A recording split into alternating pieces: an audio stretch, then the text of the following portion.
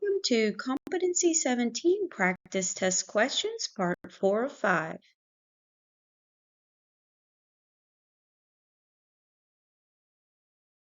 Number 13. A popular national newspaper asked its readers to indicate the number of minutes per week that they did leisurely reading. The result from thousands of readers showed a mean of 32 minutes and a standard deviation of 4.2 minutes. A random group of 36 of these readers is selected. What is the probability that the sample mean will be less than 31 minutes? Okay, less than 31 minutes. Okay, we've got some things going on here. All right, one is, let's look at the information. We're talking about minutes. Minutes are continuous, so we know that's continuous.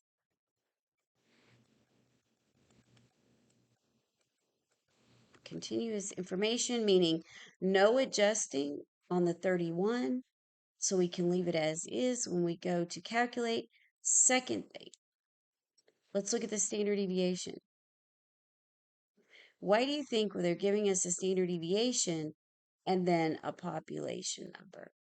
Okay. All right. What we need is the area under the curve, but we're going to punch it in and make an adjustment to this sample. That's why when they give us a random sample of a population, we need to adjust the information. Okay, so we have second bars 2, because that would be a CDF, because this is not exact information. There is our lower. Okay, our upper needs to be that 31. Our mean is the 32. Now we adjust our standard deviation. Okay. All right. And that means divide.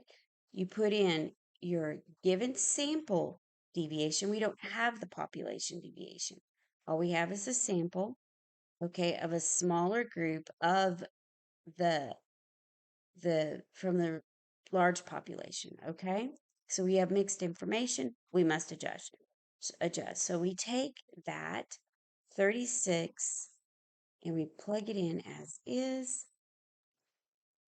And that gives us, when we round, option D. Sometimes when you just look at what they gave you, you can kind of figure out, hey, this is what I need, right? If you didn't understand any of that, probably need to go and do some more studying. Okay, among the thousands of banks in the United States, it is estimated that 60% of them changed. Oh, that should be charged. Charge a service fee for customers who maintained a checking account in a random sample of 100 banks. What is the probability that more than 70 of them will charge this fee? Okay, let's look at all these things going on. The first thing I want you to notice is they gave you a percentage. Okay, so you know that you will have to do some kind of a calculation that requires that. And we have a sample number that N is 100. And what did they actually ask the bank? Logically, did they ask them for a value? The amount of money in the accounts? The amount of time that they were charging it? Was it months or no? They asked, did you or did you not? Yes or no question. That is a binomial situation. Remember, that's only success or trial, yes or no, true or false. That's Mr. Bernoulli. Very famous family. You can look them up when you think you have time. So that means we need alpha apps. Here we go. How many trials do we have? See, and also too, you got to ask yourself, why did they tell me how many people were in the sample? There's a reason. There's got to be a reason for everything. So then we have the 60%. Now, what are we measuring against? The 70. Okay. Now, we're not done. We haven't finished when we get this. Okay. What is that 98%? That's everything that is under the 70. That information is from 1 to 70. Okay. Under the curve. Okay. What do we need to do? We need to subtract that value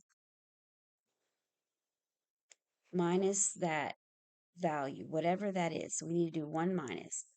1 minus. Go up and capture it. Bring it down. There we go. And when we round, we get a reasonable value.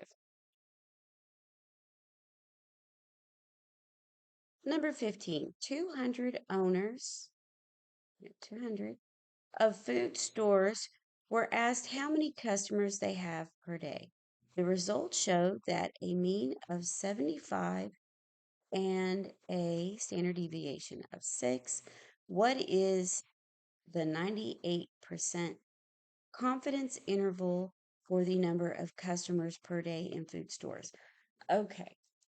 This obviously, because the words 98% confidence interval, that implies the test. Remember, we had Z test, T test, and we had the Z interval and T interval, and that is under stats, arrow over to tests.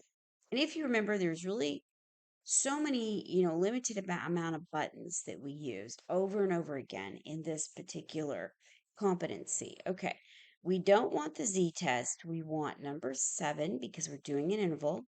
Remember, we're not using data at this point. We're using stats. Your test might give you a question with data, and you would have to enter that in the L1, L2. Okay, now let's see. We have our standard deviation of 6, enter, and our mean of 75, enter, 200 people. Now, notice that it says 0.9. That's because even if I put that in, the calculator takes it out. Enter again. Don't push again. I make that mistake a lot. Okay. All right. And it says, okay. Oh, you know what? I put in 90. Let's go back. It's supposed to be 98. I was thinking that what was in there was correct, and it is not.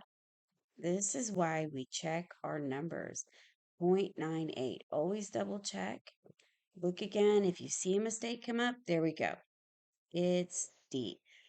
Now, let's go on to 16.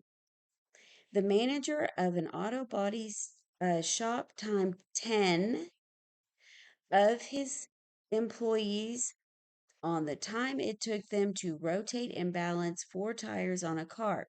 Their average time was 28 minutes with a standard deviation of 3.3 minutes. What is the 95% confidence level for the true average time for changing? Okay, typo. Okay, for changing and balancing 4 tires, assume the population is normally distributed. They have to do that when we're doing a sample in this situation and we have a low uh, sample value of 10. Okay, and that is going to clue us in. Number 16 is very much like 15, but instead of using the Z interval, we use the T interval. Okay, so let's go ahead and back out, even though we probably don't have to, but let's do it anyway. Okay, here we are. We need number 8 because of the small size. Still working on stats. But for this, okay, we have a 10, 28 minutes. And, well, nope. Deviation goes first, 3.3. No, that's our mean. What am I doing? That's on the other one. 28. Okay, 3.3. There we go. Double checking those numbers. And we only have 8. Okay. Delete, delete, delete. Now, there we go. We have 10. Now, what is our confidence level 0.95? Double check here before oh, yeah. See? Good thing we're just punching, okay, just punching buttons and not doing tons of calculations over and over. Okay, now, not touching anything. Let's see what we get. We get a 25. Okay, looks like everything matches wonderfully. Perfect. Don't even have to worry about any rounding or anything. That will be C. Okay, this is the last question for part 4. Uh, very soon, part 5 will be up in just a bit. And I thank you so much. Could you do me a favor if you like what you've seen so far? Could you give us a thumbs up and maybe consider subscribing to our channel? Thank you so much.